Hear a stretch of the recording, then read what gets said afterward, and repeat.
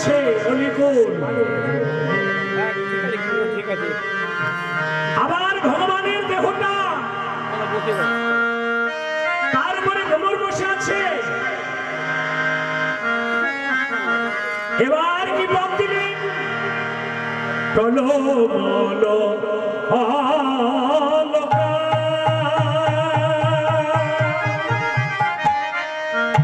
তিলকে ঝলকই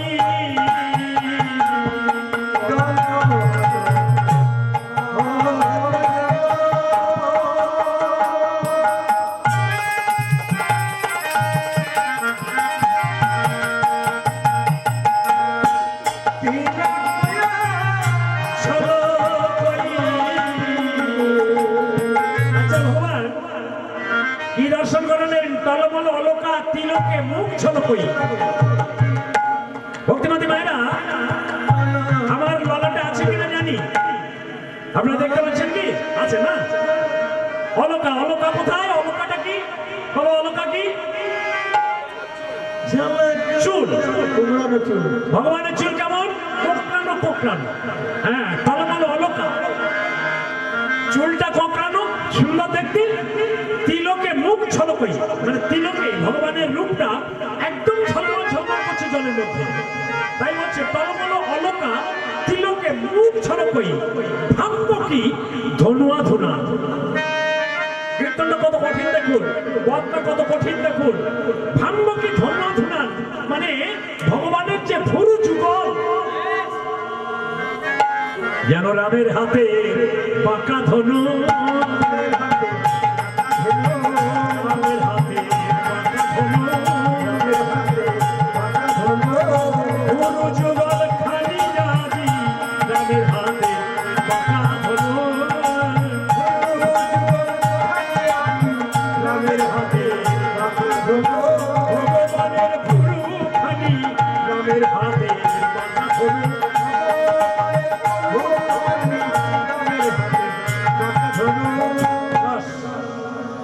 কি দেখলাম?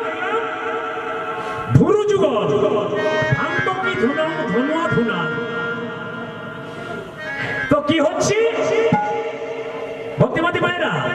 আমি যখন রূপ দর্শন করলাম, ভাঙ্গ কি ধনুয়া ধুনা, এই কথাটার মানে কি জানেন? আপনাদের দেশে নেপাল আসে দেখেছেন? আসে না? এদিকে আসেন। উটের শির দিয়ে একটা যন্ত্র এই বাড়ি দিয়ে দিয়ে তুলো কি করছে? এই যন্ত্র দিয়ে বাড়ি মেরে মেরে তুলোকে ফাটিয়ে দিচ্ছে না? একদম বিষয়টা লক্ষ্য করুন। তো এখানে সেই কথাটা বলছে, ভাঙ্গ কি ধনুয়া ধুনা। কি হচ্ছে? যেন ওই তুলো ধুনা মতো নয়ন ভুরু দিয়ে আমার হৃদয়ে মন আকিল, হৃদয়ে মন আকুল করিল, হৃদয়ে মন আকিল, হৃদয়ে মন আকুল করিল, আকুল করিল ধনা ধনার মতো হৃদয়ে মন আকুল করিল।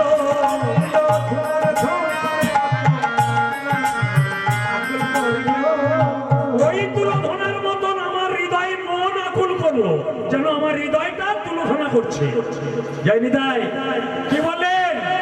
কুলবতী বরত বিমোচন লোচন, বিমোচন লোচন, কুলবতী বরত বিমোচন লোচন, বিষম কুসুম সরোবর, বিষম কুসুম সরোবর, বিষম কুসুম সরোবর, বিষম কুসুম সরোবর। দেখলাম যেন মান জুড়েছে, মান জুড়েছে, মান জুড়েছে, ওনার বিরাট বিদ্যা বলে দেখলাম যেন মান জুড়েছে, ওনার বিরাট বিদ্যা বলে দেখলাম। আজ যাই রানী রানী হারি যায়।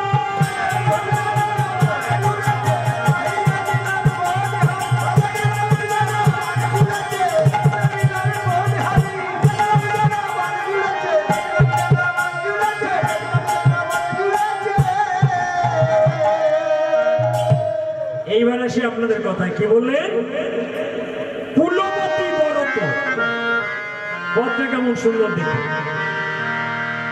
আমি তো কুলের নারী, অবলা নারী, তাই বলছে কুলবতী বরত বিমোচন লোচন বিষম কুসুম সলবান। মানে আমি যখন কৃষ্ণের দিকে তাকিয়েছিলাম, এমন করে একটা বিষম কুসুম সলবান জুড়েছে যে আমার হৃদয়, মন, প্রাণ, জীবন, যৌবন, আত্মকুল, গুরু, গৌরব, লাজ, লজ্জা, হেনাদার, সেনাদার সব কৃষ্ণ চরণে দিয়ে ফেলেছে। আমার বলতে আর কিছু নেই। ছিল আমার মন সকিরে,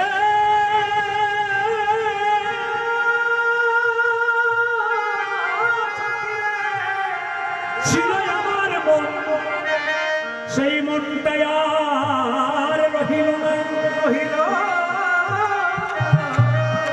যেন মনে হচ্ছে রামের বাণ দিয়েছে। রামের হাতে যেমন ধনুক, সেই ধনুক দিয়ে যেন তীরবিদ্ধ হয়ে করেছে। ভক্তিমতী মায়েরা, বাবা রামকে চেনেন তো? জয় রঘুপতি রাঘব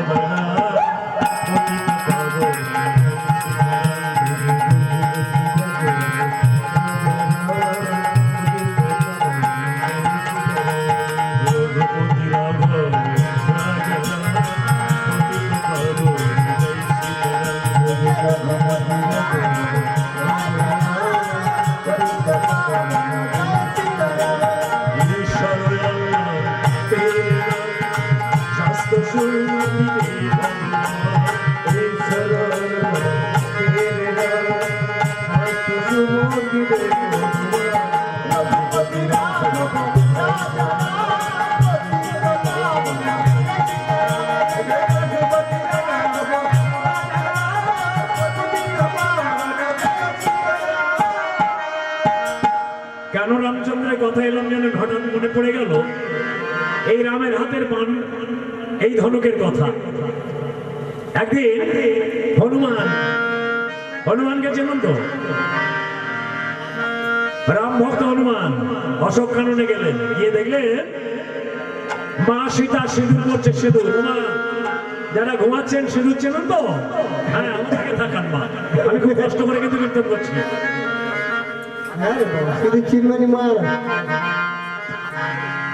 সিঁদুর সিঁদুর এখন তো কোন একটা সিঁদুরের চাহিদা নেই, টিপের ব্যবস্থা হয়ে গেছে। আবার যারা একটু পরে তারা দেখা যায় ওই সিঁদুরটা সামনে নিয়ে সাইডে দেয়, দিয়ে চুল দিয়ে ঢেকে দেয় যেন কেউ না দেখতে পায়। জয়নিতাই, সিঁদুর যত সাইডে যাবে স্বামী কিন্তু তত সাইডে চলে যাবে।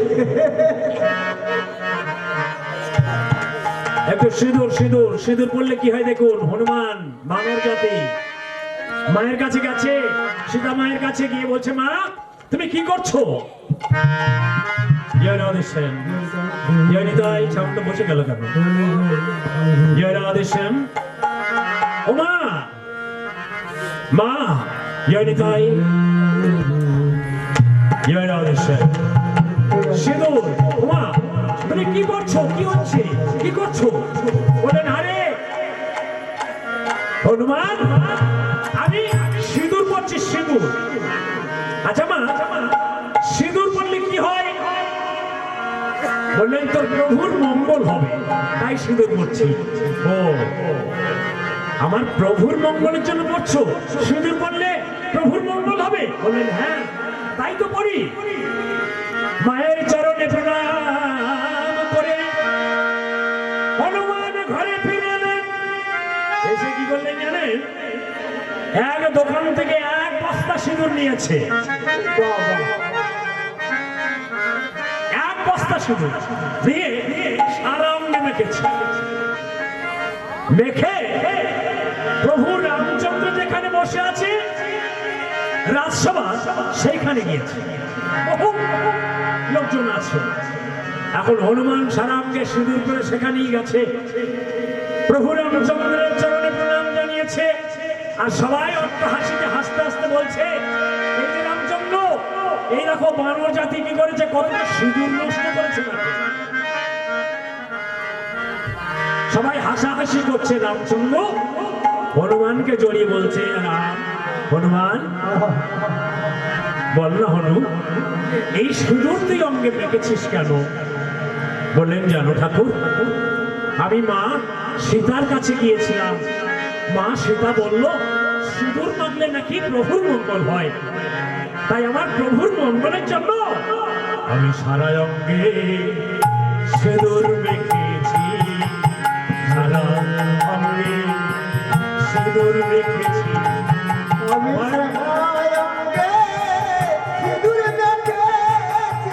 আমার প্রভু মঙ্গলের লাগি সারা অঙ্গে সিঁদুর মেখেছি, আমার প্রভু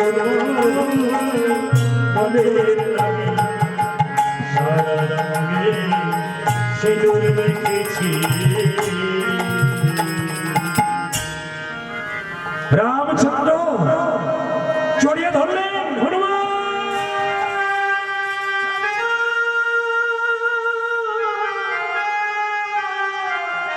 তুই আমাকে এত ভালোবাসিস হনুমান, বাহ, আমার জন্য তুই সারা অঙ্গে সিঁদুর মেখেছিস, প্রভুর মঙ্গল হবে তাই। ভক্তিমতী মায়েরা,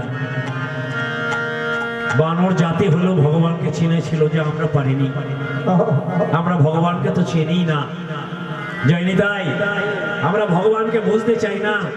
আজকে দেখুন শ্রীমতী রাধারানী আমার গরবের গরবিনী, অষ্টসখীর শিরোমণি, আহারিণী কামিনী ভুবনিনী, অনুরাগিনী কৃষ্ণ রূপের কথা বলছে। সখীরে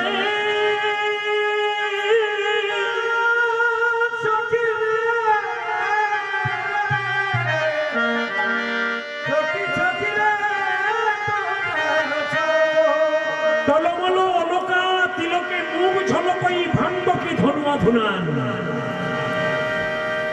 কুলবতী বরতবী বিমোচন লোচন,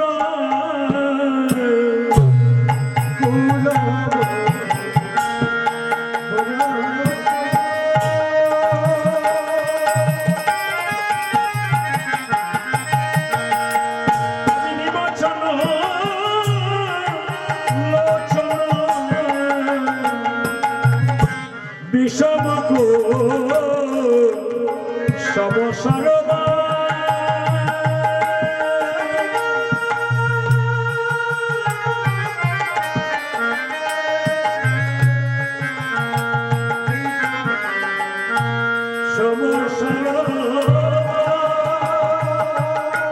দেখলাম যেন বান জুড়েছে,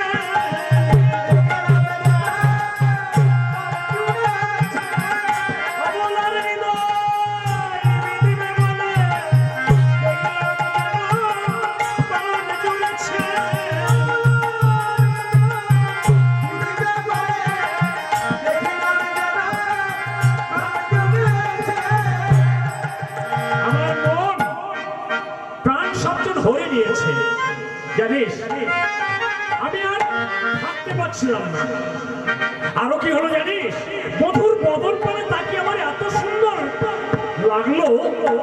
ললিতা বলছি, কি দেখেছিলি? দেখেছিলাম বান্ধলি বন্ধু অধরে মুখ মাখ হলো, মধুর মধুর মৃদুহাস। বুঝতে পারলেন না তো?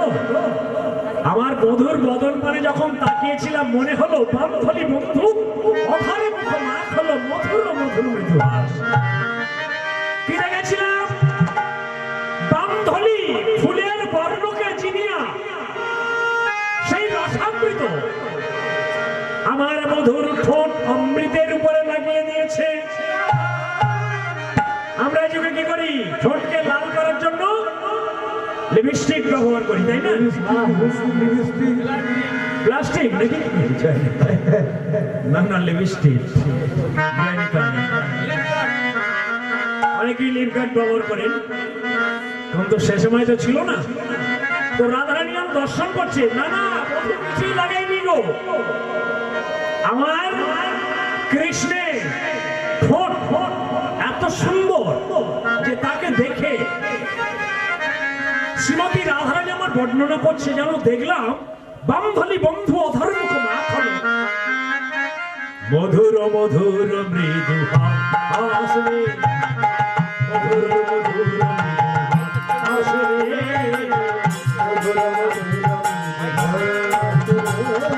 মধুর মধুর মধুর হাসে,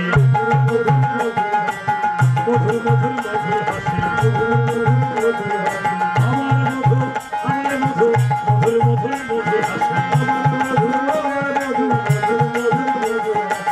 আমার মধু, মধুর মধুর হাসে, আমার মধু, মধুর মধুর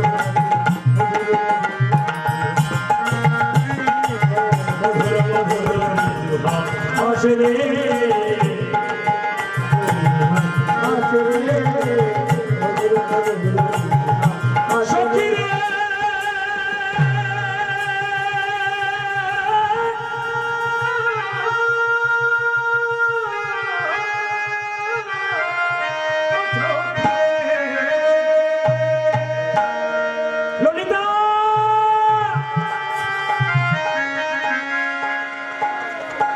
আমার বধুর ফোন করে তাকিয়ে দেখলাম যে ঠোঁটে বান্ধনী বন্ধু অধরে মুখে মাখানো মধুর মধুর হাস। মধুর মুখটা যেন ঠোঁটটা লাল হয়ে আছে। সখিরে, আমার বধুকে দেশে দেখে আমার নয়ন মন প্রাণ জুড়িয়ে গিয়েছিল। জানি সখিরে,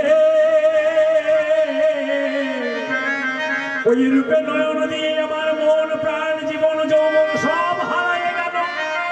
আমাদের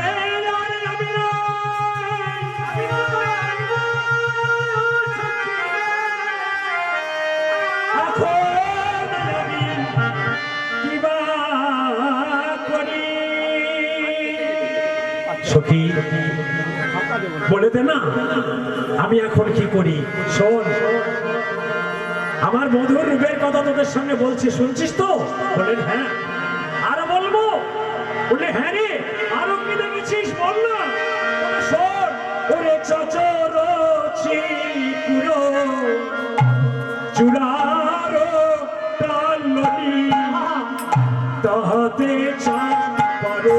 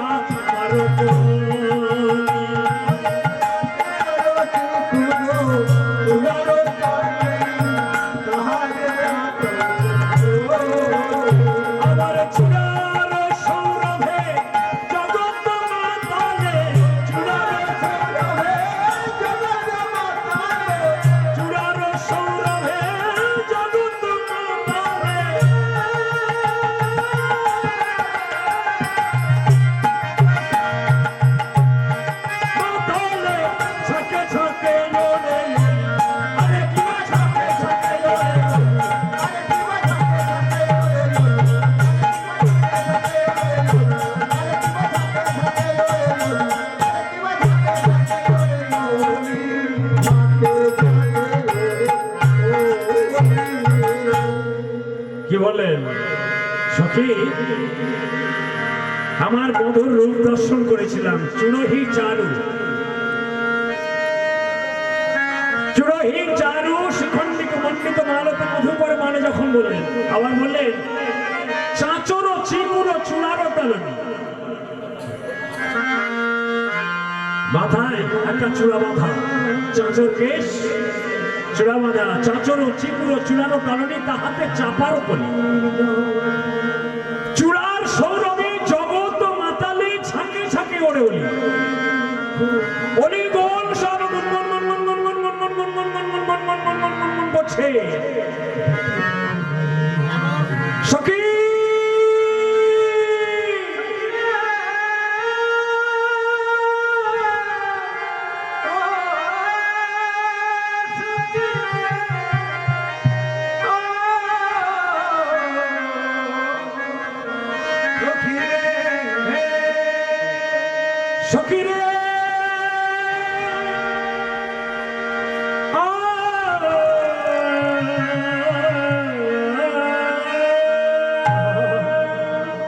জানিস,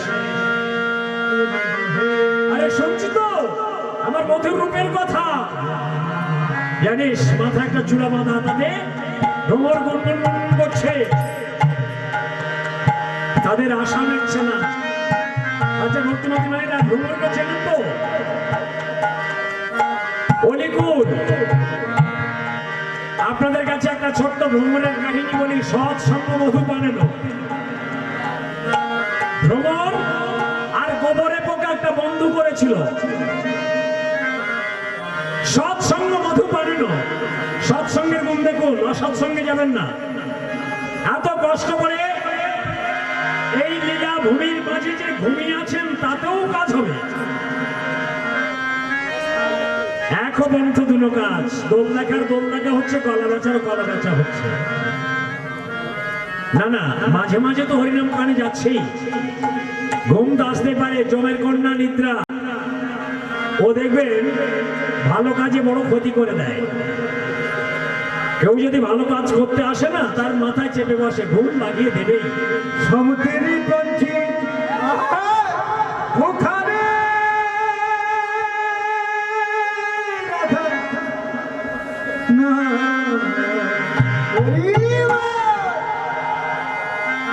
লোক করে নিরাকি বদন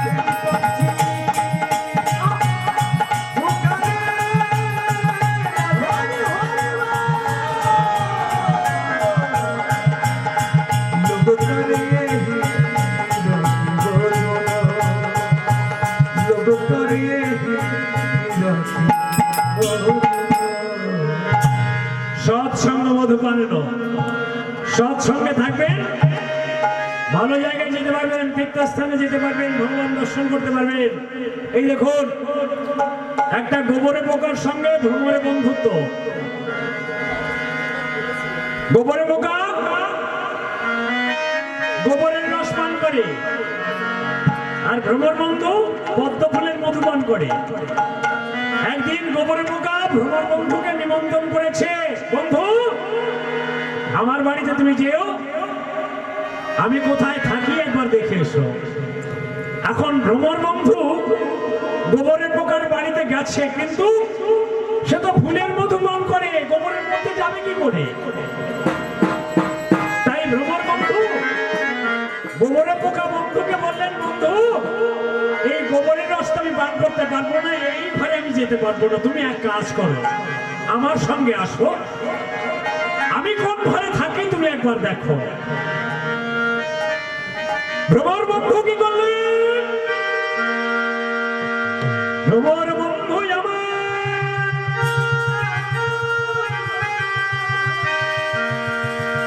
ভ্রমর বন্ধু আমার কি করলেন?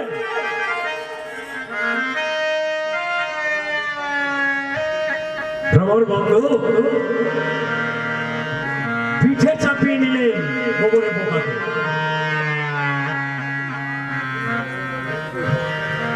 পিঠে চাপিয়ে নিয়ে উড়ে উড়ে উড়ে উড়ে ফুলের মধ্যে গিয়ে বসলেন।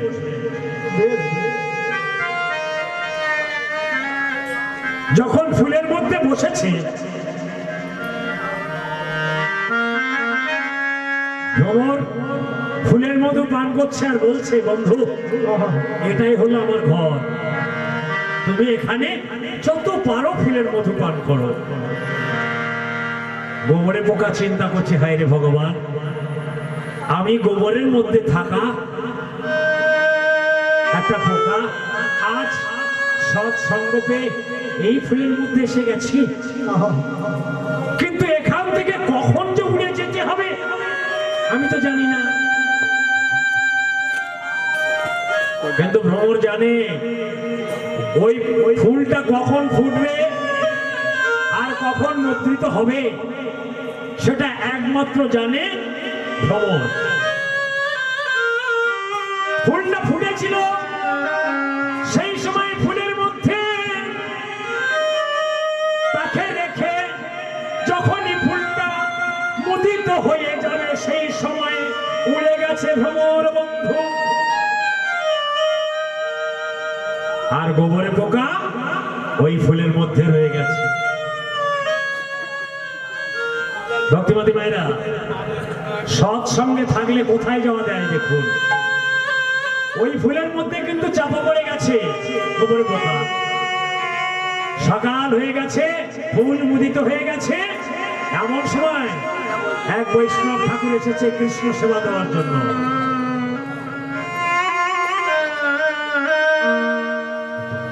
হরিনাম গাইতে গাইতে সুরধনীর গঙ্গার তীরে যে ফুলের মধ্যে গোবরের পোকা ছিল সেই ফুলটাকে তুলেছে। সেই ফুলটা তুলে নিয়ে অতি যত্ন করি গোবিন্দ মন্দিরে গেছে। প্রভু সেবা নাও ঠাকুর, আমি তো তোমার সেবা জানি না, আমি তো তোমার ভজন জানি না, সাধন জানি না, তোমার চরণে এসেছি প্রভু, আমার সেবা নাও। সাজাব তোমারে মোহন মোহন সাজিতে, আমার আশা ছিল মনে।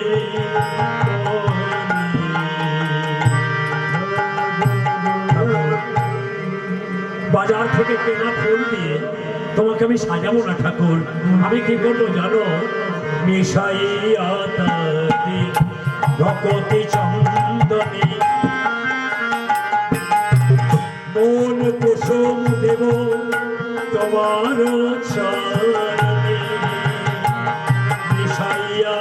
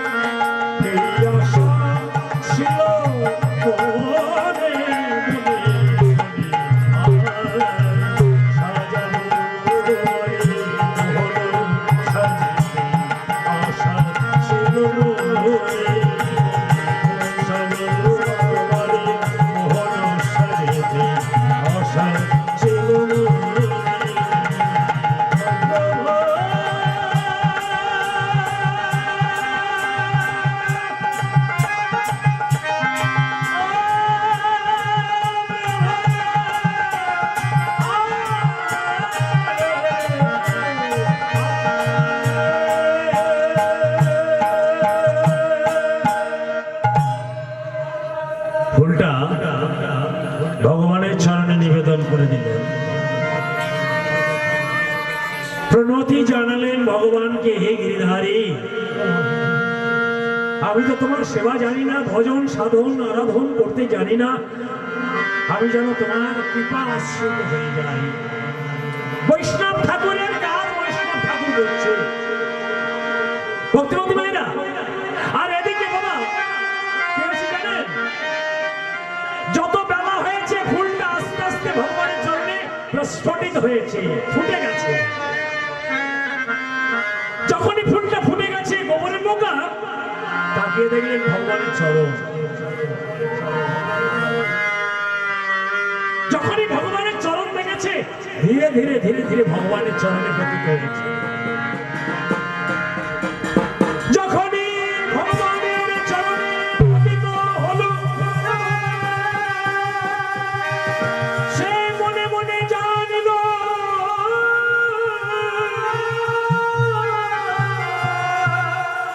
আমি ভগবানের চরণে পতিত হয়েছি। হে পতিত পাবন, আমার বন্ধু এই ফুলের মধ্যে রেখেছিল, শুনেছি সব সঙ্গ মধু পানেন, সব সঙ্গের গুণে আজ তোমার চরণ পেলাম। এরপরে কি হয় একটু দেখি। কি হলো জানেন, ওই বৈষ্ণব ঠাকুর পূজার পরে ফুলগুলো একত্রিত করে গুছিয়ে নিয়ে ফুলো ঝাড়িতে করে গঙ্গার জলে ভাসায় দিল।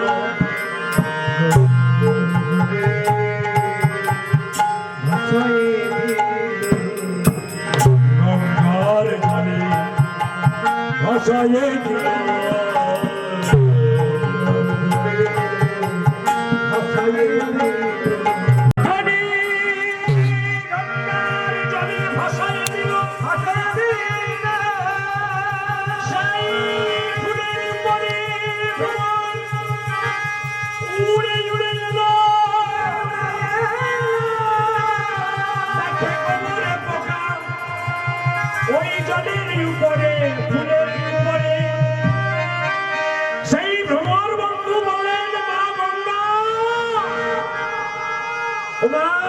গঙ্গা, তুমি আমার বন্ধুকে কৃপা করো। গঙ্গে গঙ্গে মা গঙ্গে, গঙ্গে গঙ্গে মা গঙ্গে, গঙ্গে গঙ্গে মা গঙ্গে, গঙ্গে গঙ্গে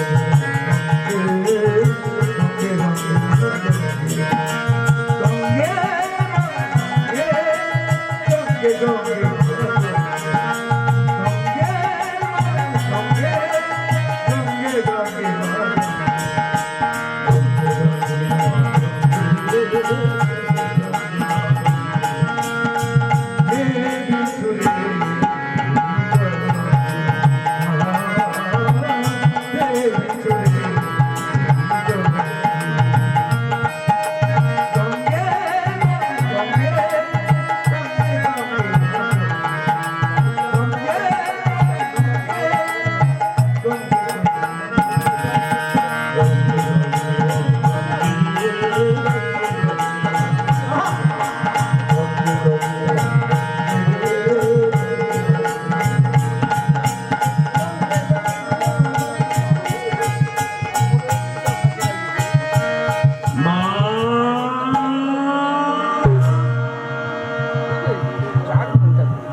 সন্তানকে মা করে নিলেন। গোবরে পোখায় আমার ধন্য হলেন, গঙ্গা মায়ের চরণ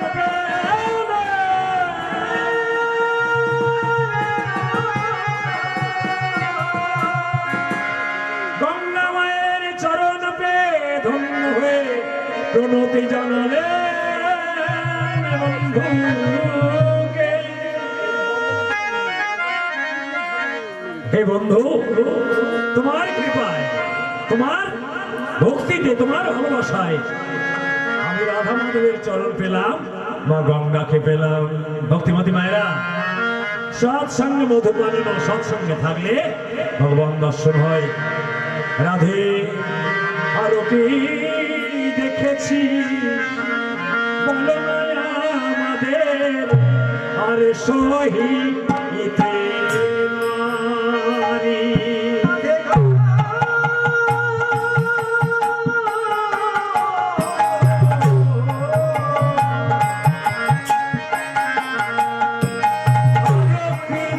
দেখেছিস বল না আমাদের আর সহিতে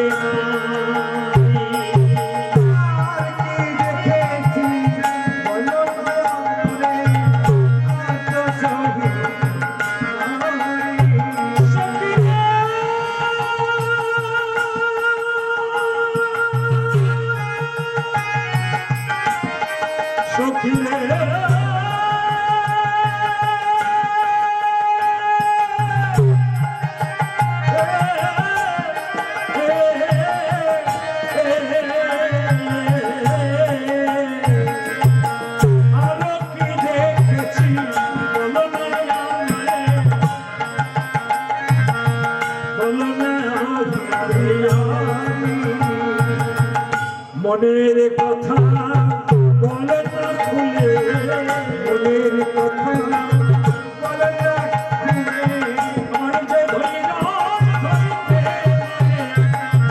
মনের কথা বলে না খুলে ও ললিতা সখা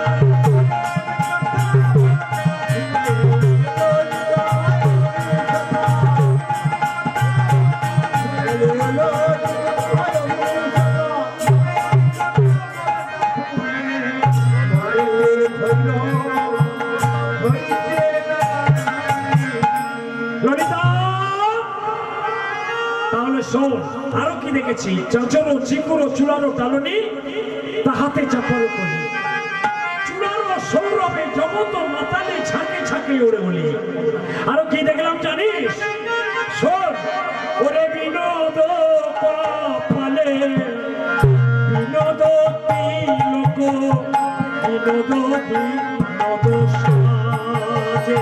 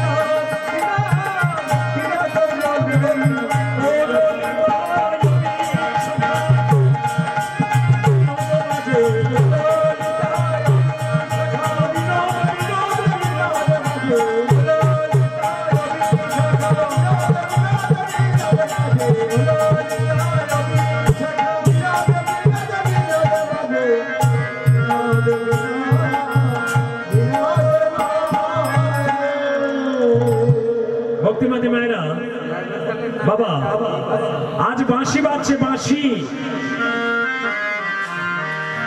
বিনোদ বিনোদ বিনোদ সব নূতন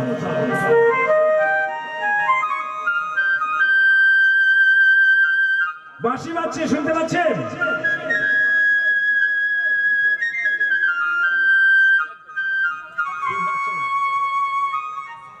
বাঁশি বাজছে বাঁশি আকাশে বাতাসে অনল অনিলে বনে শ্রবণে পৃথিবীর প্রত্যেক জায়গায় বাঁশি বাজছে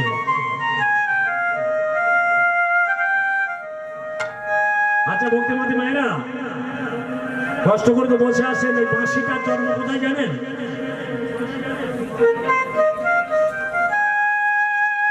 বাঁশি বাজছে আকাশে বাতাসে অনল অনিলে, যে বাঁশিটা আজ রাধারানীর কর্ণকুহারে মধুর মধুর সুরে বাজছে বাঁশি,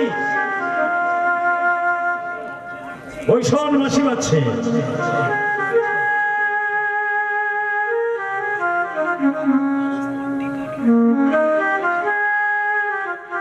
বাঁশিটার জন্ম কোথায় একটু শুনুন।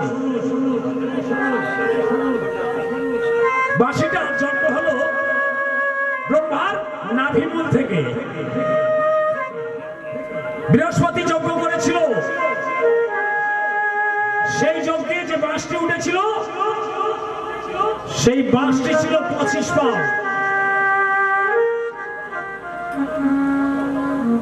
সব শেষ পাও সেটা হলো কৃষ্ণের হাতের বাঁশি। এই 25 পাও, এক পাও যদি কৃষ্ণের হাতে বাঁশি হয়, আর 24 পাও কোথায় ছিল দয়া করে বলবেন? আপনারা বলবেন কীর্তনিয়া, আমরা তো কীর্তন করতে আসিনি, আমরা শুনতে এসেছি, আমরা কেন বলবো যাইনি তাই হইল? এগুলো জানতে হবে। বাঁশের গোড়া কোথায়, বাঁশের কঞ্চি কোথায়, বাঁশের পাতা কোথায়, আর 24 পাও বাঁশ কোথায় আছে? এক পাও তো কৃষ্ণের হাতে, আর 24 পাও কোথায়? তাহলে একটু ভালো করে কান পেতে শুনুন। এই বাঁশের গোড়া হলো ব্রহ্মার হাতের কুমণ্ডল, এটা হলো বাঁশের গোড়া। বাঁশের কঞ্চি আপনাদের ঘরে ঘরে যখন পূজা হয় দেখবেন 4টি নল পুঁতে দেয়, সেই কঞ্চি পাওয়া যায় না, তাই ব্রাহ্মণরা 4টি নল পুঁতে দেয় ওই কঞ্চি স্বরূপ। বাঁশের পাতা, ওই পাতা পাওয়া যায় না বলে দেখবেন তালের পত্র, তাল পাতা, ওই পত্র স্বরূপ ওই কঞ্চির উপরে রাখা হয়। অনেক বাড়িতে কঞ্চি কিন্তু দেওয়া হয়, সব বাড়িতে কিন্তু নল পাওয়া যায় না, ব্রাহ্মণরা দিয়ে থাকে দেখবেন। এবার আমরা জানবো বাঁশের 24 পাও কোথায়। 9 পাও আছে শিবের হাতের ত্রিশূল হয়ে, যে ত্রিশূল দিয়ে মা দুর্গা, দুর্গা বিনাশিনী, সেই ত্রিশূল দিয়ে অসুর নিধন করেছিলেন। একটু মনে রাখবেন কিন্তু 9 পাও আছে শিবের হাতের ত্রিশূল,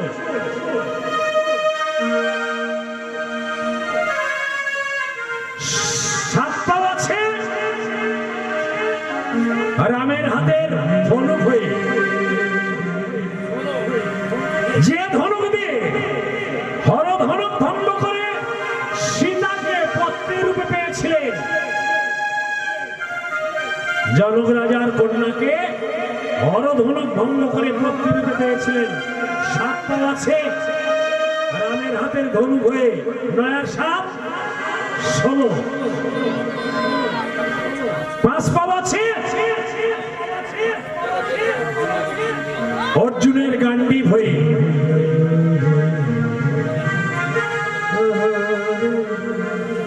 যে গান্ডীব দিয়ে অর্জুন কর্ণকে হত্যা করেছিলেন।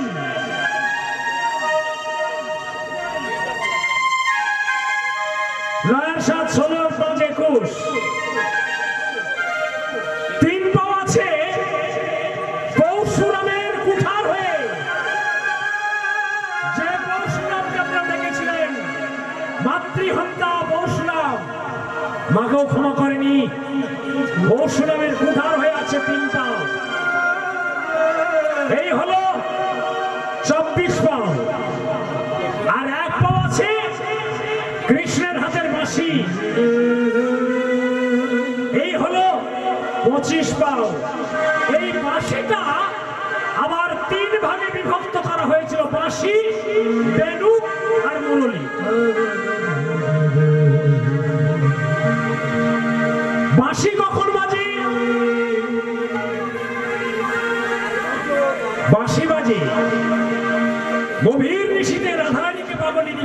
জন্য। মুরলি বাজলে কি হয়? মুরলি বাজলে যমুনা উত্তাল হয়।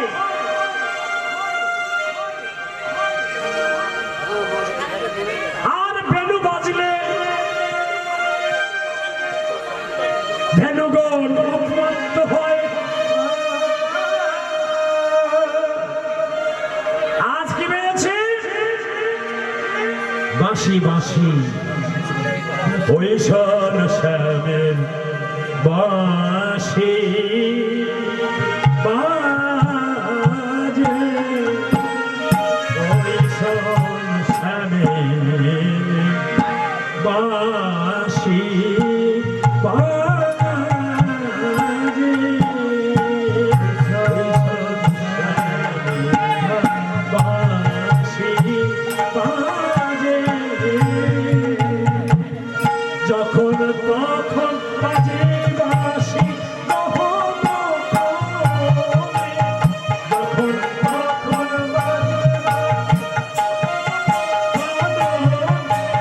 যখন তখন বাজে বাঁশি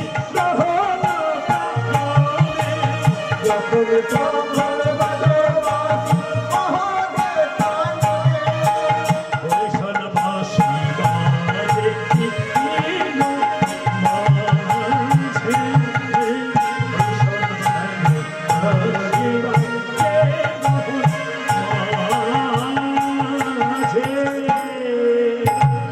বাঁশি বাজছে। এই বাঁশিটি কার কানে? রাধারানীর কানে। রাধারানী আমার বলছে, সখিরে ওই রূপ আমি জলের মধ্যে রেখেছি। কি দেখলাম জানিস?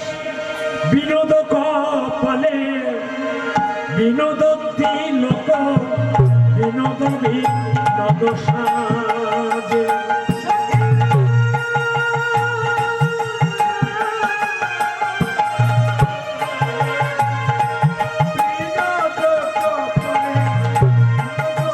তিলক বিনোদ বিনোদ বিনোদ অধরে বিনোদ মরণী বিনোদ অধরে বিনোদ মরণী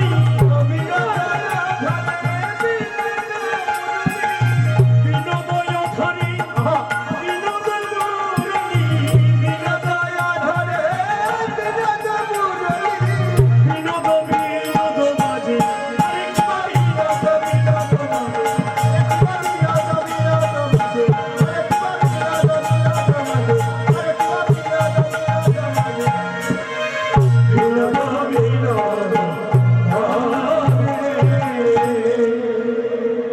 বাঁশি বাজছে বিনোদ বিনোদ।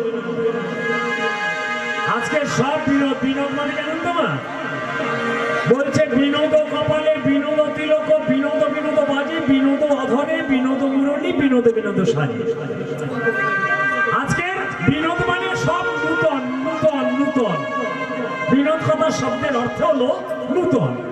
আজকের সব যেন নূতন। মধুময় বৃন্দাবনে সব নূতন। ললিতা বলছো রাধে আর কি দেখেছি বল? জানিস?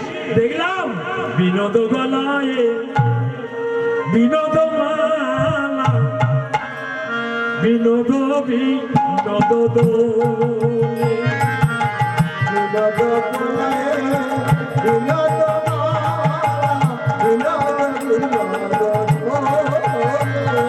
সখিরে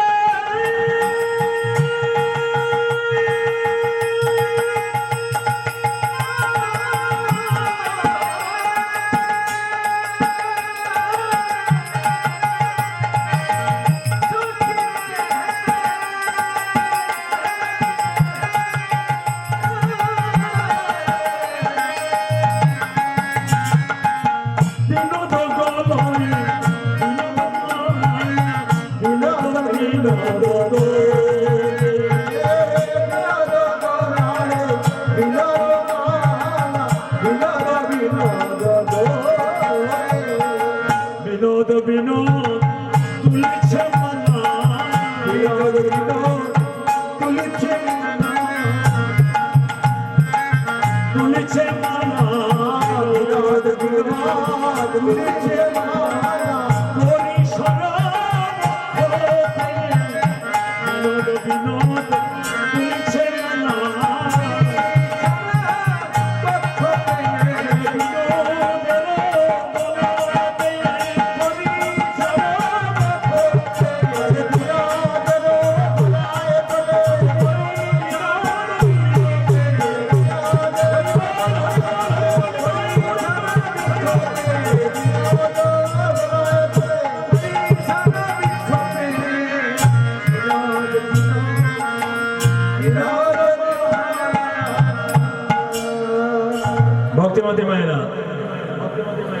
ভগবানের স্বরূপ খুব কষ্ট হচ্ছে মা, ঠিক আছেন তো?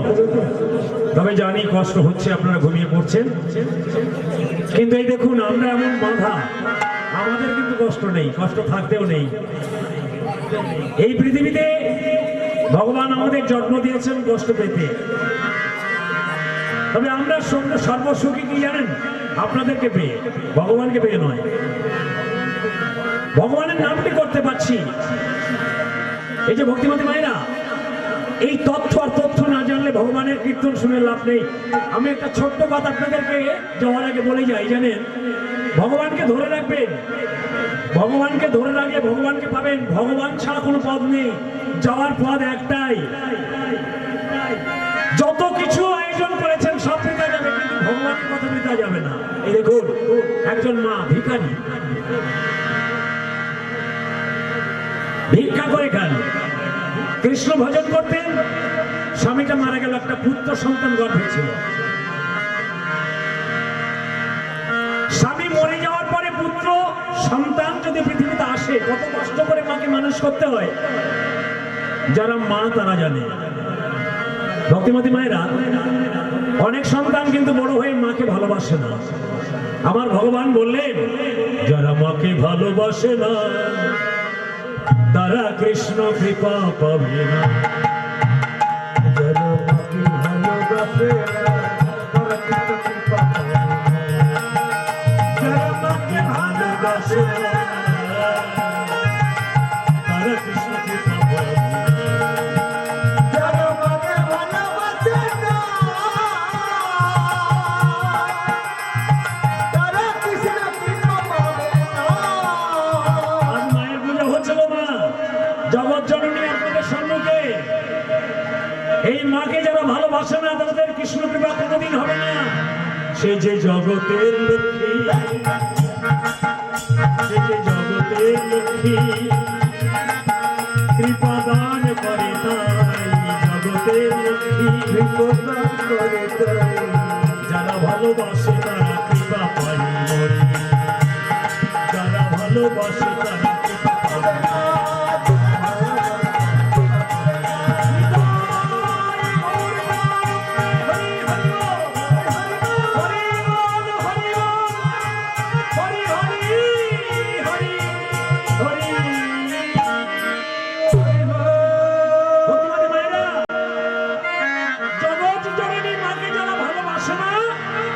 তাদের কৃষ্ণ কৃপা কোনোদিন হয় না। ছোট্ট একটা মায়ের কাহিনী আপনাদেরকে বলি। আমার মা কালী সম্মুখে আছেন। একজন ভিখারি মা গর্ভের সন্তানকে প্রসব করলো 10 মাস 10 দিন পরে, কিন্তু চিন্তা করলেন বাবা নেই, ছেলেকে মানুষের মতন মানুষ তৈরি করতে হবে। দেখুন মায়ের উপর আপন কেউ হয় না, কিন্তু মা কিন্তু সন্তানের জন্য সব করতে পারে। মা কিন্তু সন্তানের জন্য সব করে, নিজের জন্য কিছু চায় না। আপনারা অনেকক্ষণ দেখবেন, আমি একদিন দেখেছিলাম আমার মা একটা মাটির প্রদীপ নিয়ে সন্ধ্যার প্রদীপ দিচ্ছে তুলসী তলায়। আমি মাকে জিজ্ঞাসা করেছিলাম, মা তুমি যে গানটা গাইছো এই গানটার মানে কি? কি গান গাইছে জানেন? মা আমার প্রদীপকে নিয়ে, সন্ধ্যার প্রদীপ নিয়ে তুলসী তলায় গাইছে, আজি মাটির প্রদীপে জ্বেলেছি গো আলো, ভালো রেখো প্রভু, ভালো রেখো, ভালো রেখো প্রভু, ভালো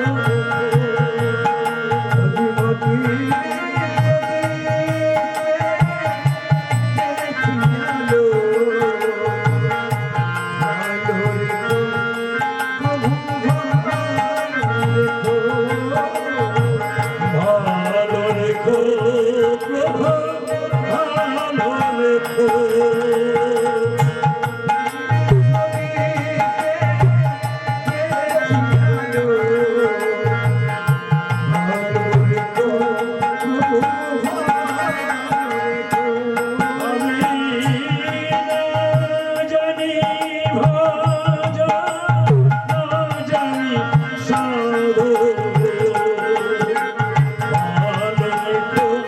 প্রভু ভালো রেখো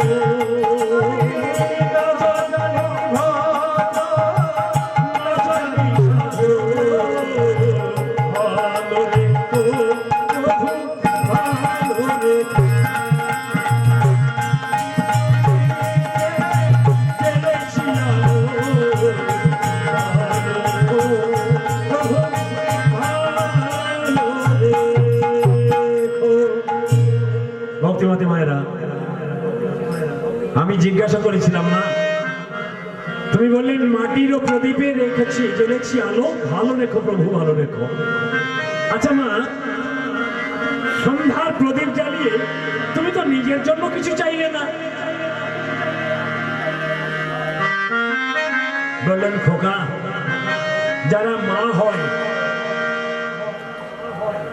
সন্তানের জন্য সবই কিছু চায়, সংসারের জন্য চায়, মায়েরা নিজের জন্য কোনোদিন কিছু চায় না, এদেরকেই মা বলে। দুটো মায়া কাল লাগালে বাবা হয়, দুটো মায়া কাল লাগালে মামা হয়, মায়ের উপরে মধুর শব্দ আর নাই। আজকের এই মা ছোট্ট শিশুকে জন্ম দিয়েছেন, ছেলেটির নাম রেখেছে গোপাল। গোপাল যখন একটু বড় হয়েছে, মা চিন্তা করছে আমার গোপালকে আমি মানুষের মতো মানুষ তৈরি করব। সব মায়েদের ইচ্ছা তেমন থাকে। তাই 5 বছর বয়সে গোপালকে হাঁটিয়ে হাঁটিয়ে নিয়ে যেতেন স্কুলে, পরের বাড়িতে কাজ করতেন, ঝিয়ের কাজ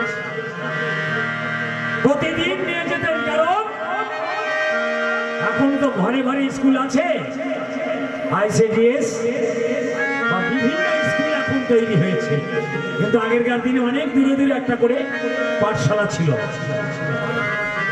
তা মা পাঠশালায় দিয়ে আসতো, মাঝখানে একটা কাটা জঙ্গল ছিল, সেখানে খুব ভয় করতো, বিশাল জঙ্গল। সেই কাটা জঙ্গলটা পার করে গোপালকে দিয়ে আসতো মাস্টারমশাইয়ের কাছে।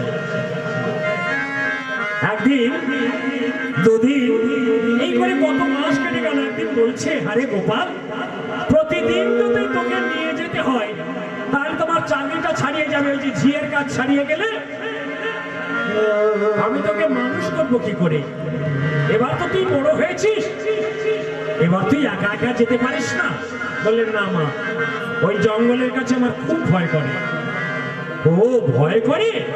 মা চিন্তা করলেন আমার কাজ ছাড়িয়ে যাবে, এই ছেলের পিছনে যদি আমি সবসময় যাতায়াত করতে থাকি। তাই মা বুদ্ধি করে বললেন, জানিস ওই বনের মধ্যে বনমালী দাদা থাকে, যখন তোর ভয় করবে প্রাণ খুলে বনমালী দাদাকে ডেকে নিবি। ছেলেটি বিশ্বাস করলেন। ভক্তিমতী মায়েরা, ঠিক পরের দিন একা একা যাচ্ছে, জঙ্গলের কাছে ভয় করছে, ছেলেটি যাচ্ছে, বনমালী দাদা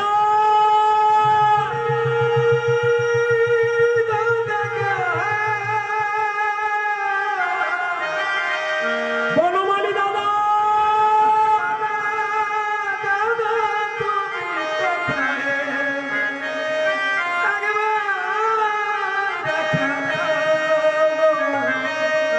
ভগবান কৃষ্ণ বনমালী দাদা ছদ্মবেশে এসে গোপালের কাছে দাঁড়িয়েছে। গোপাল, এই তো আমি দাঁড়িয়ে আছি, ভয় করছে? আচ্ছা আচ্ছা, বনমালী দাদা তুমি আমার নাম জানলে কি করে? এর আগে তো কোনোদিন তুমি আমাকে দেখোনি। বললে আমাকে সব জানতে হয় রে, এই পৃথিবীর কত খবর আমাকে রাখতে হয় তুই জানিস না। আচ্ছা চল, তোকে আমার এগিয়ে দিতে হবে তো। বললেন তাও তুমি জানো? বললেন হ্যাঁ জানি তো। ওর স্কুলে পৌঁছে দেওয়ার দায়িত্ব এখন থেকে আমার পড়েছে, এখানে ভয় করলে তুই আমাকে ডাকবি। ভক্তিমতী মায়েরা, এবার স্কুলে গিয়ে পঠন পাঠন করে আবার ফিরে আসে। সেখানে ভয় করলে বনমালী দাদাকে ডাকে। এই করে যাওয়া আসা করে বনমালী দাদার সঙ্গে একটা সুসম্পর্ক গড়ে গেছে। একদিন কি হয়েছে জানেন, মাস্টারমশাই বাবা মারা গেছে। যে স্কুলে পঠন পাঠন করতেন সেই স্কুলের মাস্টারমশাই বাবা মারা গেছে। তো মাস্টারমশাই দাবি করছে ছেলেদের কাছে, শোনো আমার তো বাবা মারা গেছে, 13 দিন পরে কাজ, আমার বাবার কাজে তোমরা কে কি দিতে পারবে? কিছু তো তোমরা দেবে, কি দিতে পারবে বলো? কেউ বলছে ডাল দেবো, চাউল দেবো, কেউ বলছে তরি তরকারি, কিছু কিছু দেওয়ার কথা বলছে। গোপাল কিন্তু কিছু বলছে না। গোপাল জানে আমার মায়ের কিছু নেই, আমি কোথা থেকে কি দেব? এখন মাস্টারমশাই এসে বললো, আরে গোপাল তুই তো কিছু বলছিস না, সবাই তো সব দিল, তুই একটা কাজ কর, তোকে বেশি কিছু দিতে হবে না, তুই দইটা দিবি। গোপাল ভয়ে ভয়ে, মাস্টারমশাই ভয়ে হ্যাঁ বললেন, কিন্তু আমার এক বেলা খাওয়া হয়, আরেক বেলায় খেতে পারি না, আমি কিছুই দিতে পারবো না, তুই যা বলবি যা, আমি কিছু দিতে পারবো না। সারা রাত গোপাল আমার কেঁদে কেঁদে নয়ন ফুলায় ফেলেছে, নয়ন দুটি লাল হয়ে গেছে। কি করে এই কথাটি আমি মাস্টারমশাইয়ের সঙ্গে বলবো? হে ঠাকুর, এত ভিখারি কেন আমাদের করে দিলে ঠাকুর? এত কি অপরাধ করেছিলাম যে এত ভিখারি? একটু দই মাস্টারমশাই চেয়েছে, দিতে পারলাম না। কাছে কানতে কানতে আজকের আর বই খাতা কিছু নিল না, চলে আসছে, শুধু মাস্টারমশাইয়ের সঙ্গে বলবে, মাস্টারমশাই আমরা বড় ভিখারি, আমার মা দই দিতে পারবে না। এমন সময় ওই মনের কাছে যখনই ভয় পেয়েছে, তখনই বনমালী দাদাকে ডেকেছে, বনমালী দাদা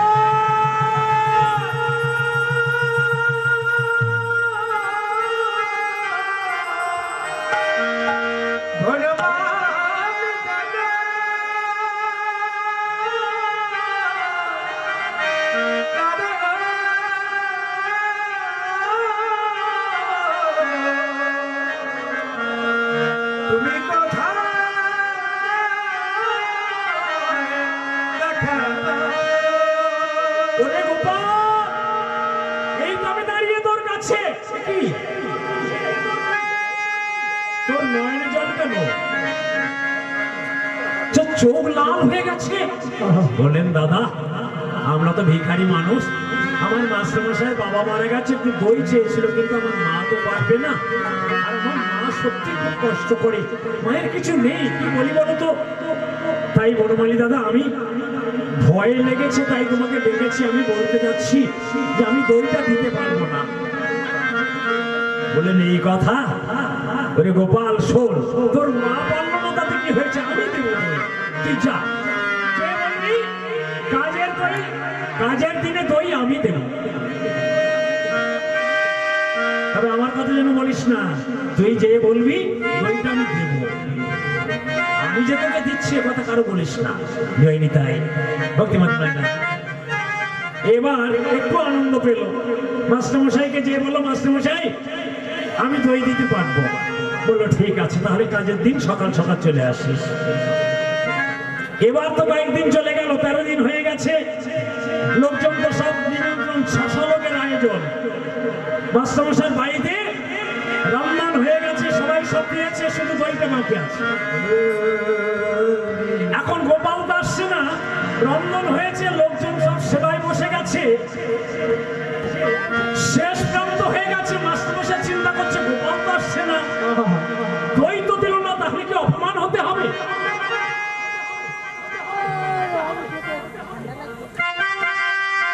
পথের দিকে শুধু তাকাচ্ছে মাস্টারমশাই, শেষ প্রান্তে শুধু দই দিতে বাকি আছে, এমন সময় এসে গেছে। এসে বলছে মাস্টারমশাই আমি দই এনেছি, এই নাও। 250 গ্রামের একটা খুলি, 250 গ্রামের একটা খুলি এনে মাস্টারমশাইয়ের হাতে দিয়েছে। মাস্টার তো খুব রেগে গেছে জানেন, 600 লোকের আয়োজন, 250 গ্রামের একটা খুলি দিলে রাগ হয় না? এখন এই খুলিটা অন্য একটা ছাত্রের কাছে নিয়ে যায়, খুলিটা ধর, ও মনে করেছে আমাকে দিতে বলেছে। সেই ছেলেটা কুলিটা নিয়ে সমাজ বাড়িতে চলে গেছে। এখানে 600 পয়া বসে আছে, দই দরকার তো, সব মিষ্টান্ন দেওয়া হয়ে গেছে, আর দই প্রয়োজন, ও দিতে চলে গেছে। আর এদিকে মাস্টারমশাই গোপালকে ঘরের মধ্যে নিয়ে বেত্রাঘাত করছে। গোপাল, ছি, তুই 250 গ্রাম দই এনে আমাকে তাচ্ছিল্য করে উপহাস করছিস, তো লজ্জা করে না? আজ তো শিক্ষা দিয়েই ছাড়বো। প্রচুর মারছে। আর ওই ছেলেটা কি করেছিলেন, ওই দইটা নিয়ে সবার পাতে পাতে পাতে পাতে দিয়ে দিয়ে দিয়ে দিয়ে 6 লোকের শেষে গিয়ে দেখে এখন অনেকটা দই আছে।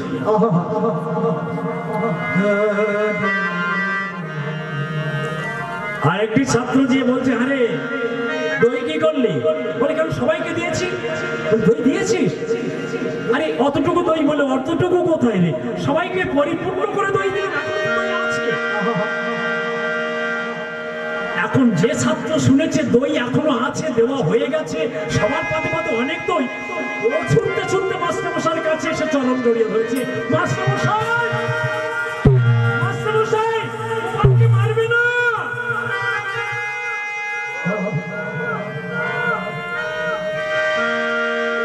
এ কাজ করো না মাস্টারমশাই, তুমি জানো না গোপাল যে 250 গ্রাম দই দিয়েছিল না, যাকে সামান্য মনে করেছিলে, সেই দইটা 600 লোকের পাতে দিয়েও এখনো দই আছে। গোপালকে ছেড়ে দিয়ে মাস্টারমশাই ছুটতে ছুটতে সেই সেবার জায়গায় চলে গেছে। গিয়ে দেখে সবার পাতে পাতে পরিপূর্ণ দই। ছুটতে ছুটতে যে ছেলেটি দই দিচ্ছিল তার কাছে গিয়ে দেখে গুলিতে এখনো দই। মাস্টারমশাই ছুটতে ছুটতে এসে আর কোনো কথা না বলে আজ গোপালের চরণ জড়ায়ে ধরে। গোপালের চরণ জড়ায়ে ধরে, আমি বড় ভুল করে ফেলেছি। গোপালের চরণ জড়ায়ে ধরে, বড় ভুল করেছি। গোপালের চরণ জড়ায়ে ধরে, গোপাল রে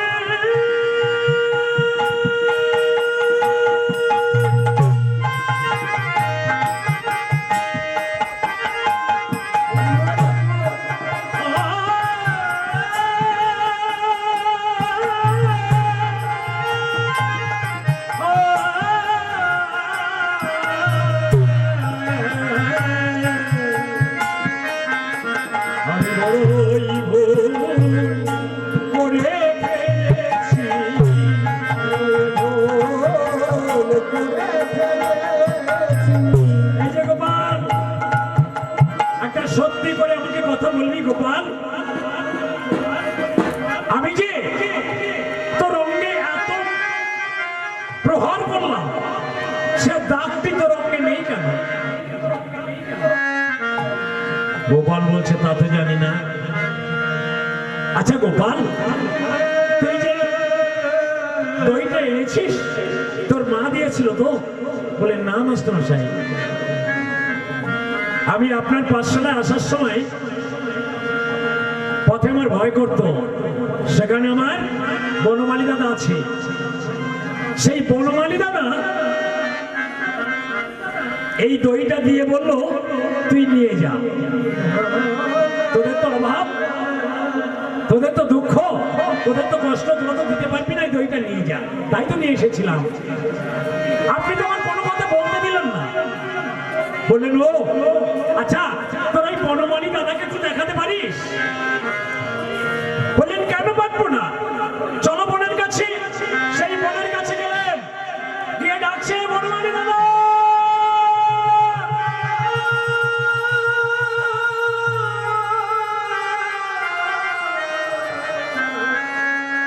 বনমালী দাদা, একবার এসো, আমার মাস্টারমশাই তোমাকে দেখতে চায়। যখনই কৃষ্ণ ভগবান এসে দাঁড়িয়েছেন, মাস্টারমশাই বললেন, ওগো ঠাকুর, তুমি এত সুন্দর, তুমি এত নির্মল, তুমি এত পবিত্র, আগে জানা ছিল না। তুমি ভক্তের জন্য এত করুণা, ভক্তের জন্য এত দয়া করো। এবারে আমার জন্য একটু দয়া করো ঠাকুর, আমি যেন তোমার চরণে পতিত হতে পারি। বড় অপরাধ করে ফেলেছি, একবার কৃপা করে তোমার চরণে দাও আশ্রয়। তাই কি করলেন, নিজের দেহটাকে ভগবানের চরণে দিলেন। হে ঠাকুর, এই দেহের যত কিছু সম্পদ সব তোমায় দিলাম, পিঞ্জর খুলে দিয়েছি, যা কিছু কথা ছিল বলে দিয়েছি। যা রে যা পাখি যা, যা রে যা পাখি যা।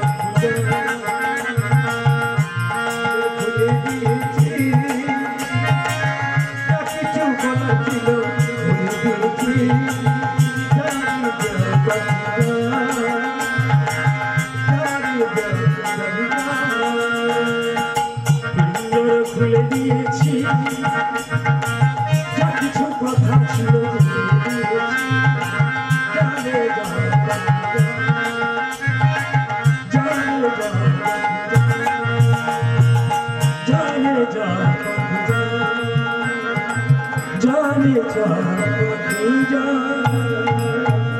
ভক্তিমতী মায়েরা, যদি কোনোদিন পারেন এই মনের জানাটা খুলে দিয়ে ভগবানের চরণে একবার পৌঁছে দিতে পারেন, দেখবেন সেদিন আপনার জীবন যৌবন, আত্মকুল গুরু গৌরব লাজ লজ্জা সব তৃপ্তি পাবে। আজকের রাধারানী আমার গরবের গরবিনী, হিন্দিসারের মরণিনী, গাম্ভীর্যশালিনী, অনুরাগিনী, বিনোদিনী, রাই অক্ষবিলাসিনী বলছে সখী রে,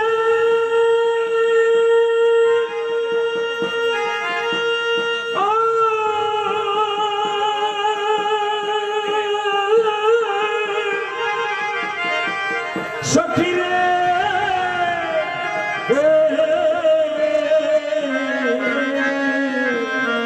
ওরে বিনোদ পতিতে, বিনোদ ধতি, বিনোদ বিনোদ সাজে।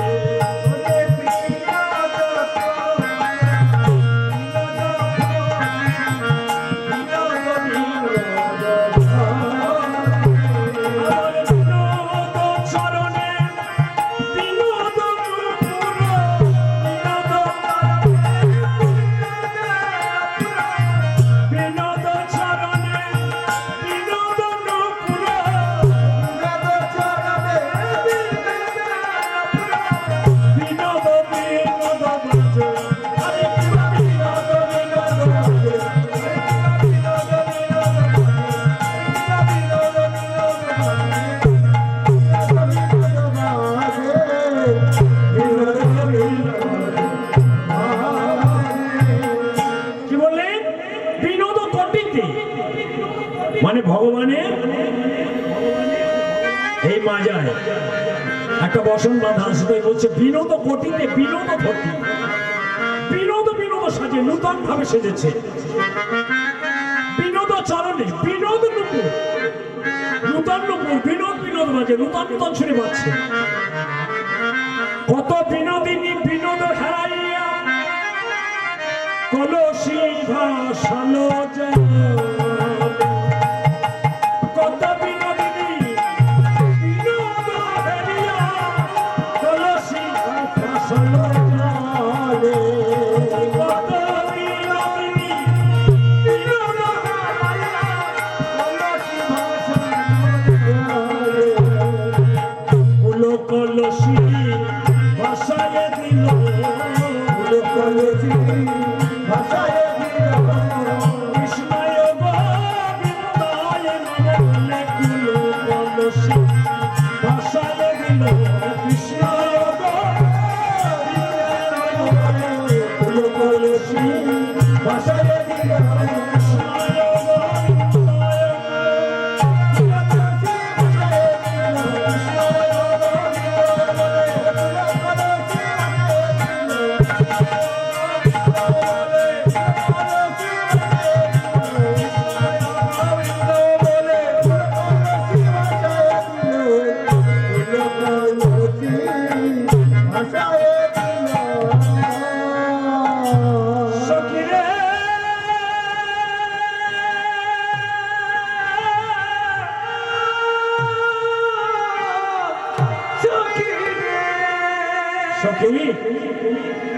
যখন কৃষ্ণের নয়নে নয়ন দিলাম, কত বিনোদিনী বিনোদহেরী, অর্থাৎ কৃষ্ণকে দর্শন করে পুরো কলসি জলে ভেসে যাচ্ছে, কিন্তু সেদিকে লক্ষ্য নেই, কৃষ্ণের নয়ন মানে লক্ষ্য।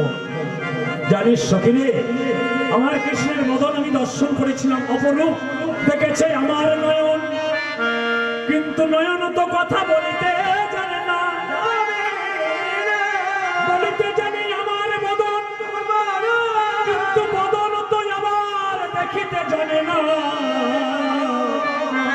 সখিরে,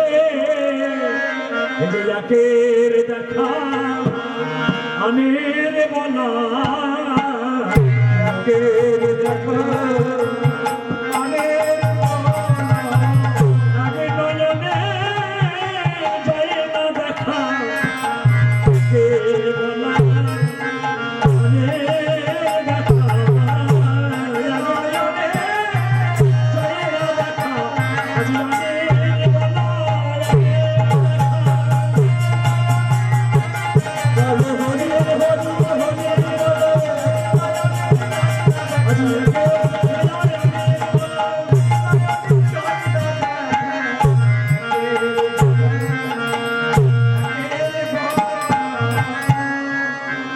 দেখেছে আমার নয়ন, কিন্তু নয়ন তো কথা বলতে জানে না, জানতে বলতে পারে বদন, কিন্তু বদন আবার দেখতে জানে না, একে দেখা অনের বলা, বিধিজিত যদি লাখো বদন,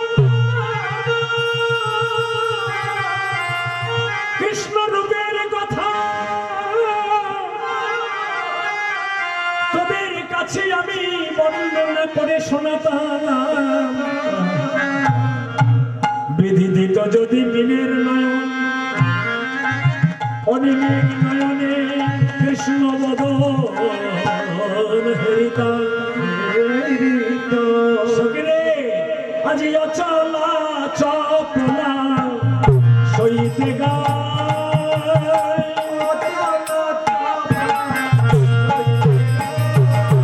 অচল চপলা সইতে গায়,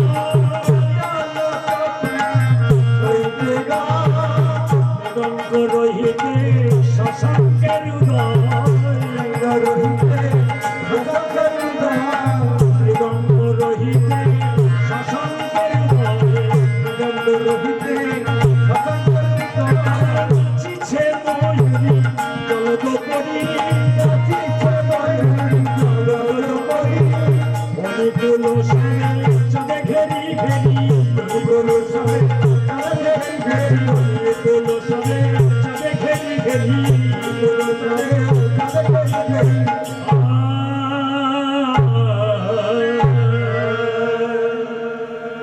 বলছে রাধে, অচলা চপলা সহিতে গায়, মৃগঙ্গ রহিতে শশাঙ্কের উদয়, নাচিছে ময়ূরী জলদ পরি, অলি কোন সঞ্চারে ঘেরি ঘেরি, কি অপরূপ শোভা। আমার মধুর বদন দর্শন করে আমি স্থির থাকতে পারছি না।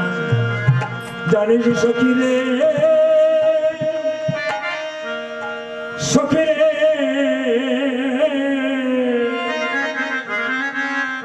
আমি কেন গেলাম যমুনার জলে,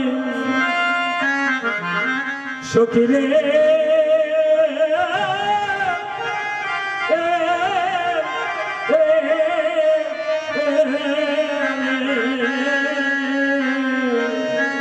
আমি কেন গেলাম যমুনার যমুনার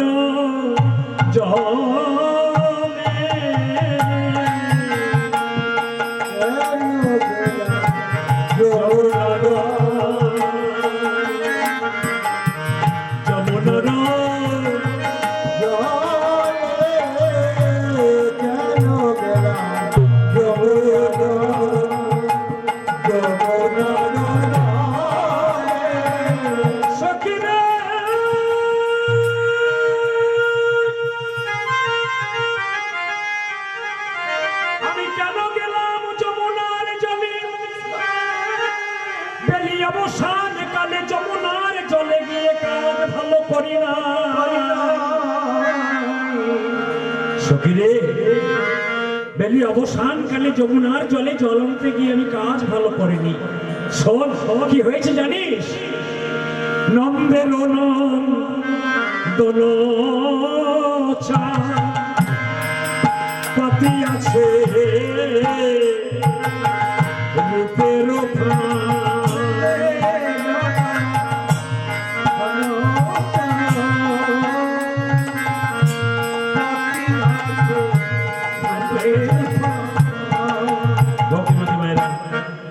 রূপগান তো জানি আপনাদের কষ্ট হচ্ছে খুব। একটা মানুষের কথা বর্ণনা করতে হয় তো, আর খুব পদাবলীর উপরে থাকতে হয় জানেন, খুব একটা কথা চলে না। সময় তো মনে হয়ে গেছে অনেক আগে। এরপরে রাস হবে, দিদি ভাই রাস করবেন, তো যাইনি তাই তাড়াতাড়ি পাঠিয়ে দিন, কারণ রাসের সময় চলে যাচ্ছে। রাসটা তো আপনাদের সময় মতো করতে হবে। নন্দের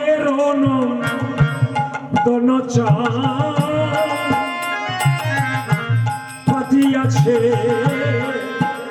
রূপের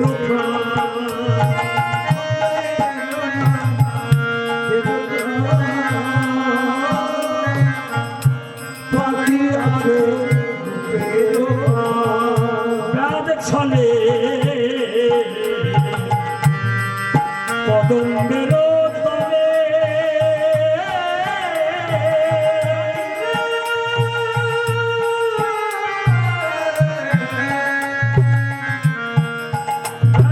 ছলে কদম্বের তলে দেখলাম যেন ফাঁদ পেতেছি,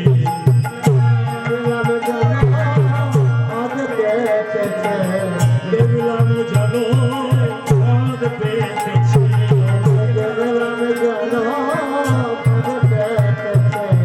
নন্দের চাঁদ দেখলাম যেন ফাঁদ পেতেছি।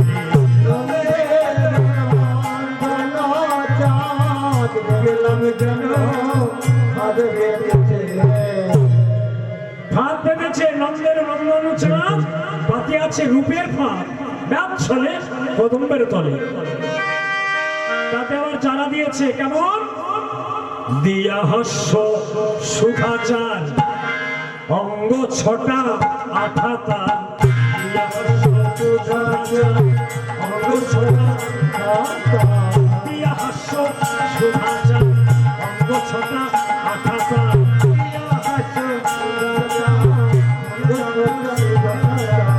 আখি পাখি তাহাতে পড়িল পড়িল, আখি পাখি তাহাতে পড়িল,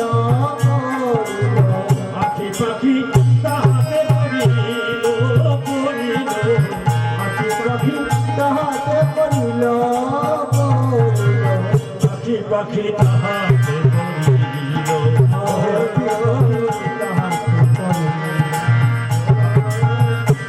পাখি তাহাতে আখি পাখি তাহাতে দিয়া হাস্য সুধাচার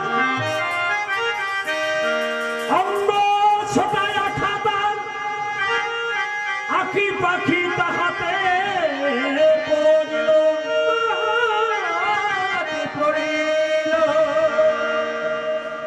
জানিস সখী, এমন ফাঁদ পেতেছে, সেই ফাঁদে আমার আখি পাখি ধরা পড়ে গেছে। কি হলো জানিস? মন মৃগ, মন মৃগ হান কালে পড়ে গেল রূপের জালে। স্বর্ণ পিঞ্জর পড়িয়া রহিল, স্বর্ণ পিঞ্জর পড়িয়া রহিল। মন মৃগ হান কালে পড়ে গেল রূপের জালে। কালে উড়ে গেল রূপের জালে, মন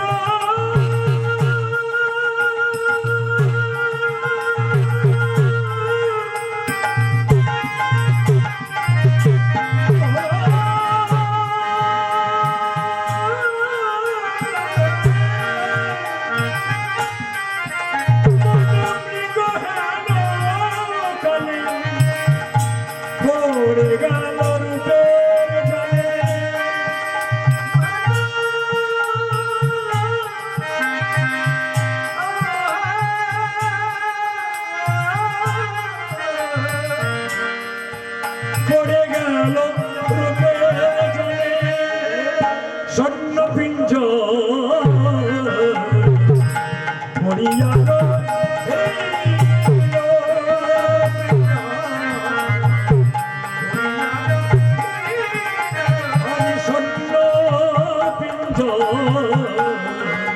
হরিয়ার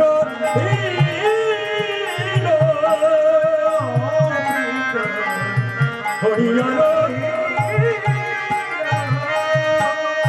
গর্বশালে মত্ত হাতি বাধা ছিল দিবারাতি গর্বশালে মত্ত হাতি বাধা ছিল দিবারাতি গর্বশালে মত্ত হাতি বাধা ছিল দিবারাতি গর্বশালে মত্ত হাতি বাধা ছিল দিবারাতে। ক্ষিপ্ত কইল কটাক্ষয়া সে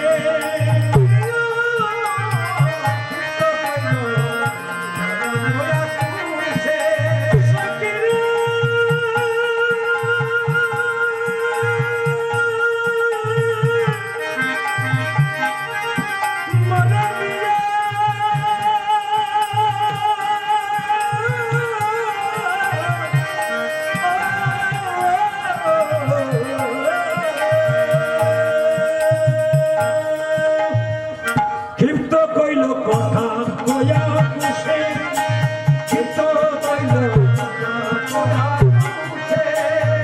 ক্ষিপ্ত কইল কথা কয়া কুশে ক্ষিপ্ত কইল কটা বয়া কুঠে। সখী মনোমৃগ হেন কালে পড়ে গেল রূপের জালে সত্যের পড়িয়া রইল দম্ভের শিকল কাটি পালাইয়া গেল ছুটি না পাইল তাহার উদ্দেশ। জানিস সখী আমার ছিল বড় মন গর্ভশালে মস্ত হাতি বাঁধা ছিল দিবারাতি ক্ষিপ্ত কইল কটাক্ষ আকুশে আমার মন প্রাণ জীবন যৌবন সব হয়ে গেল ওই দেখ ওই বাঁশির শুনে আর না বাজিও বাঁশি আর না বাজিও আরে না বাজিও বাঁশি, আরে না বাজিও, আর না বাজিও বাঁশি আর না বাজিও আরে না বাজিও। এখুনি যাইব কুঞ্জে নীরব হয়ে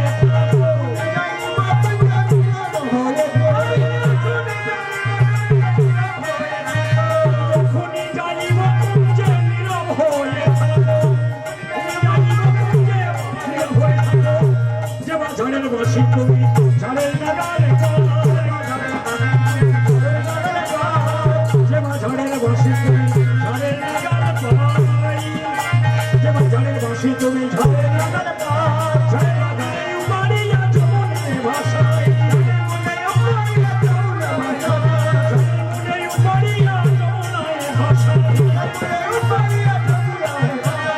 অমন করে বেজনা গো অমন করে বেজনা গো বসি তোমায় জানাই অমন করে বেজনা বসি তোমায় জানাই